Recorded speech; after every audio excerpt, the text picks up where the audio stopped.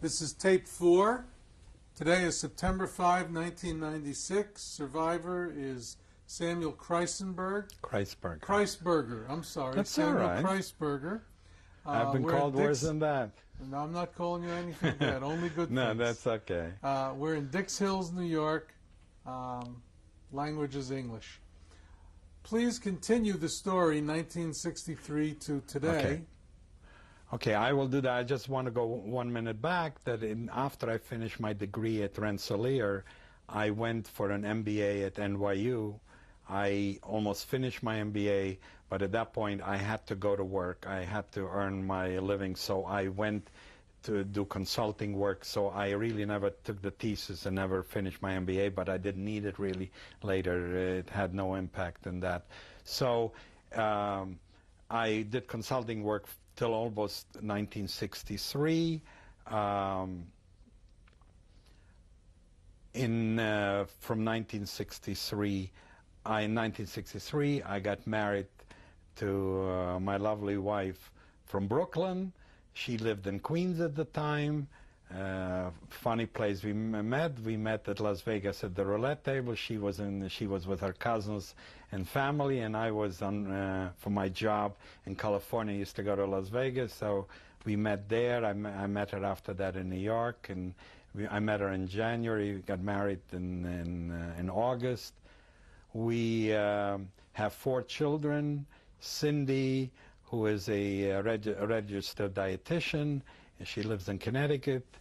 Mark, who is a broker for Prudential.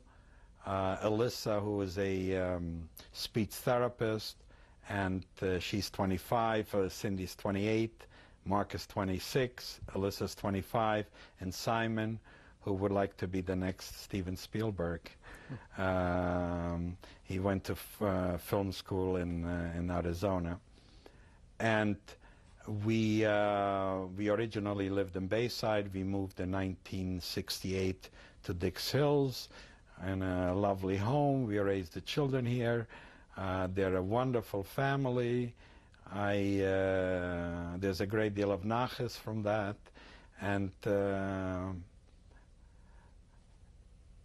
that is life in the United States. And Okay, thank you. Now, I know that you have some strong feelings about the behavior of Jewry. Oh no, let me just finish. I forgot to tell you. Since 1963, I joined a large corporation here as an electrical engineer. I worked for 32 years for that company. When I ended up, I was an engineering manager, director of engineering. I retired about a year and a half ago. Okay, now I'm sorry, I interrupted you. I'll let you ask your question. Thank you very much for finishing the story. All right. I know that you have some strong feelings about what happened during the war, the behavior of Jews in other countries, particularly the United States. This is the time to Yes, I do have some very strong feelings. There's a number of things that bother me. What bothers me is that, just as an example, last year we were in Portugal. We went around Lisbon. There is a little village called Cascais. It is all the tourists go there because you go to Estoril and Cascais. We went to visit a museum of the sea, and there was nobody there in the museum, just me and my wife. And we go to the museum and looking at boats and whatever, and how they used to go hunting for sea in the sea and so forth.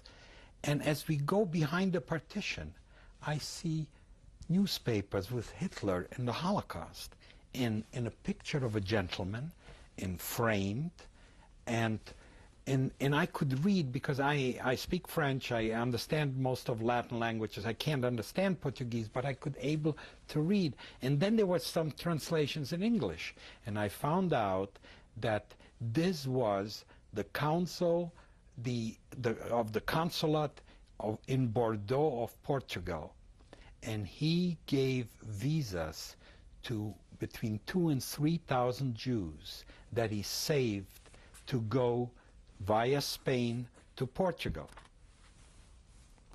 He the Portuguese government, the Spanish government finally went to the Portuguese government saying, who are all these Jews that this guy is giving visas to? He was fired from his job, brought back to Portugal. He died in the 70s. He was a nobleman. You know his name? No, he was, the reason why that is, he is from Cascais. The mayor of Cascais is a cousin or whatever. They explained to me, why would that be there? And it's sort of like hidden. And he died in disgrace and in poverty. And then you hear that Swiss policeman who led in 3,000 Jews against the laws of the government, he also died, was fired from a job and died in disgrace. And why should anybody who was a righteous Jew, when you think about Schindler's List, he only saved 1,200. This guy saved 3,000 and the other guy, and he died in poverty and disgrace. Where was the only people that could have done something for them was financially and psychologically capable to do, because let's face it, if you survived in Europe, you were still a wretch, you had nothing, you were emotionally drained, you were not able to do that in the 50s. Why did American Jews involved with all kinds of causes except that? That's one thing. The other thing that troubles me to no end, and that is even... You're criticizing American Jews during the war for not acting more for strongly? after the war. After the for war. not helping, searching out those righteous Gentile and show a thank you. They should not die in disgrace and poverty. We had the money and the power, allegedly, to do that, and the American community could do that. The other thing is that which I did not bring up in the first part of the thing, when we were in Chernovitz and the first time the Russians came in and we had problems, and then the Germans, we basically, before the war started, we said, nothing can happen to us. After all, Morgenthau is the Secretary of the Treasury of Roosevelt. He will never let anything happen to the Jews. Now, in the same time, just this Sunday, I saw at my daughter's the story of the St. Louis that Roosevelt sent back, that the people were sent back to Auschwitz. I mean, these are things that American Jews have done nothing. In the same time, there is absolutely no, nothing was done to,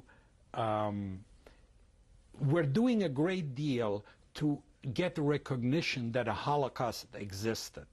But personally, yes, that is extremely important. But I think on top of recognition, I really feel that the American Jews could have exercised some retribution.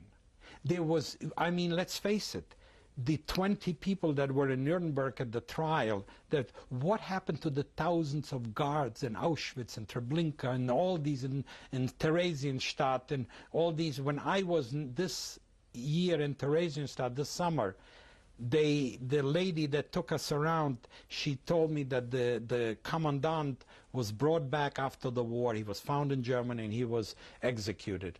I said, well, what happened to the other guy? He couldn't have done all these crimes by himself. They're gone. And they live in New Jersey, and they live in New York, and they live in Michigan, and they live in South America. And what did the American Jewry do for retribution at the end of the war? I mean, they knew at that point what has happened. There was the CIA and the British service and the Vatican helped send all these people to South America and to America, and many of them came in the 52 when those few that were persecuted in the United States for allegedly lying, they came in the 50s to the United States. What did American Jewry do to, I mean, what did the rabbis do? I know, and I'm not saying that the causes they espoused are wrong, the civil rights or whatever. But what did they do for themselves? Shouldn't there have been a strong feeling. I mean, let's face it, Simon Wiesenthal and Serge the guy in France, Klarsfeld. I mean, two people. What happened to the American Jewish community? To all the great leaders? They did nothing. Now, the best retribution that I saw, that I can think of at this point, is what I saw at Theresienstadt this summer. That on top of the crematoria,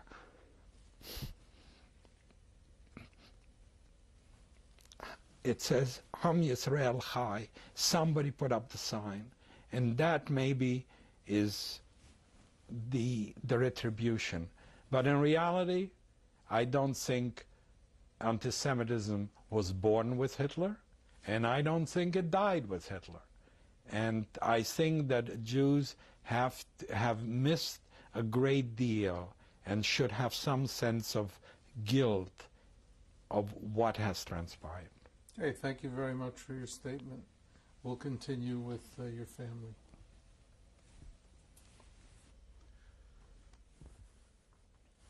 Okay, please introduce your wife and your son to us. Okay, that's my wife Lorraine, that I met in Las Vegas, as I told you before, and I've been winning. It's a winning situation since then. And this is my son, my youngest son, Simon, who is named after my father. And that's almost like a replacement, because my father died in February and Simon was born in August. And I look at that as almost a replacement. I have, should I talk about my other children? No, we'll get to them in a minute. Would you like to say something about your husband? Yes. Well, when I first met my husband, I knew that he was very Jewish-oriented, and I was too. I had very strong feelings. And I used to love to sing and dance, and I used to sing him Yiddish songs, and I think that's what made him fall in love with me, really. And all through the years, we really both had very strong commitments toward Judaism. And, of course, when the children came, that was really even brought out more and more. And, of course, we became involved in Jewish causes, and he was the president of the temple. And he really set a very good example for the children. We sent them to Solomon Schechter. And we hope we did the very best we can. We just told them that it's, and my husband, through my husband, really, I mean, he's always told the children that they must follow Torah and have a very strong commitment to Israel, which I really hope and pray that they all will do. And, of course, it was mainly his influence. And I hope that they will follow and continue on, because it's very important, as I say, for all this to continue and to follow, because it must never be forgotten. And he really had a lot to do with, with the feelings in the family. And it continues to do that way. And I hope that the children, as I say, the most important thing is for the children to follow this through. Hey, thank you. Simon, what would you like to say about your father? Well, I actually have to just agree with that, and I'd like to elaborate on that just a little bit. I'd like to express really how happy I am now through this, that I'm able to understand my father's entire story. And through that, I think it's given me a greater understanding of what kind of person he is and why he's always been that way, why he's always had such a great feeling for Judaism, for the state of Israel, and so on and so forth, and why he's become president of the temple, and why he sent all of his children to Solomon Schechter. I think it's because back then, now after understanding the story, the only thing you really had back then was your sense of faith. That's the only thing that was really solid.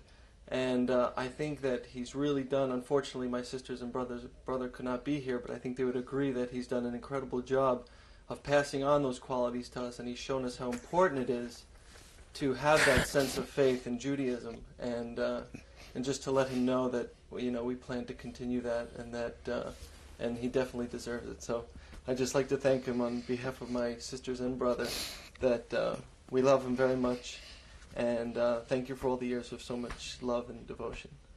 I love you. Okay, thank you very much.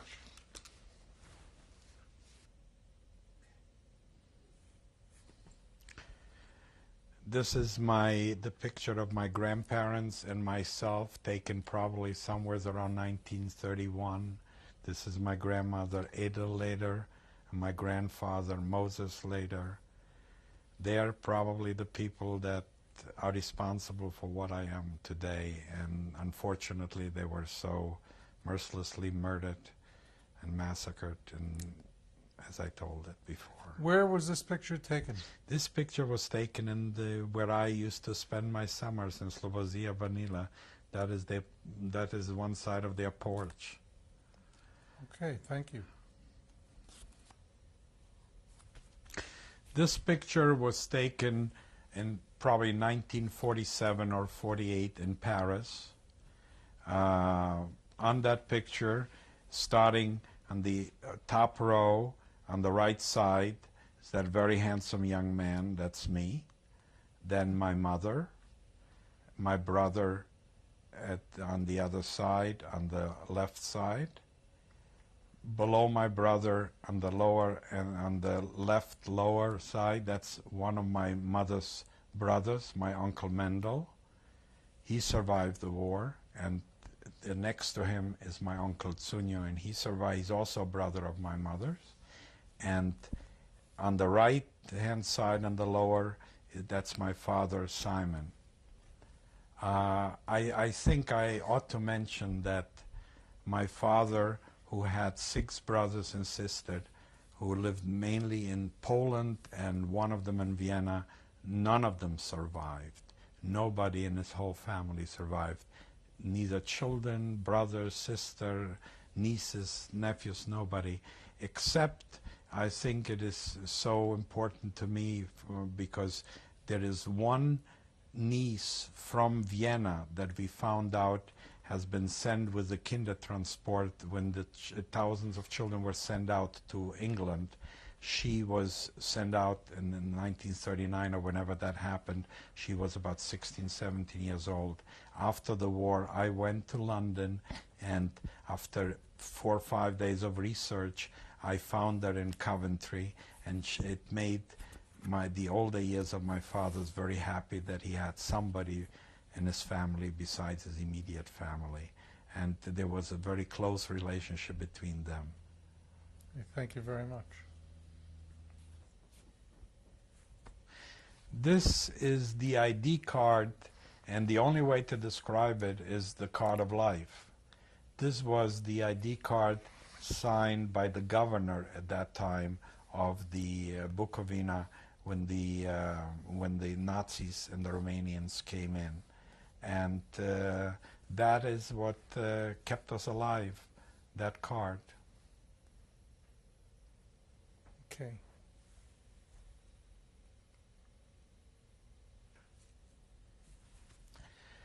This is the picture of the great synagogue in Chernovitz that I mentioned was burned down by the Germans, and the rabbi and the cantor and the other dignitaries killed, and that it was a magnificent building, and you could see it from the whole town burning the day. We didn't know what was burning. We knew there was a major fire in the center, and then we saw it burn down, completely destroyed. By the way, the picture of the synagogue that you just saw is within, and it's also on the cover here, is within a book. There are 2 volumes. You're looking here at the first volume of the story of the Jews in the Bukovina. It's a very scholarly book. It actually goes back to almost the 17th century, all the way through the deportation to Transnistria, all the way through the end of the war. So this really takes you to telling you where the Jews lived, what they were doing, about Chernovitz, about the villages, about all the different places. And it's an extremely scholarly book, and for people from there, it's of great interest. This is my oldest daughter with me. As you can see, the guys are in back. That's taken in Geneva. Much nicer town than Chernovitz. Hey, how long ago was this taken? That was taken about 1.5 years ago.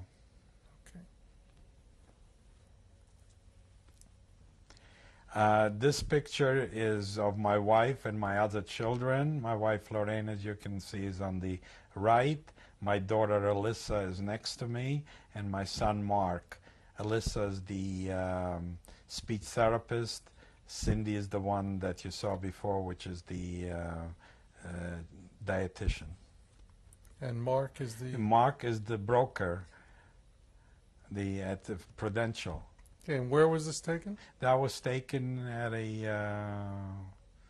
barbecue, I think, in New Jersey. Very recently. Very recently, I think about a month ago. Okay. This is the picture of the crematoria in Theresienstadt. We were there this summer, this year, 1996.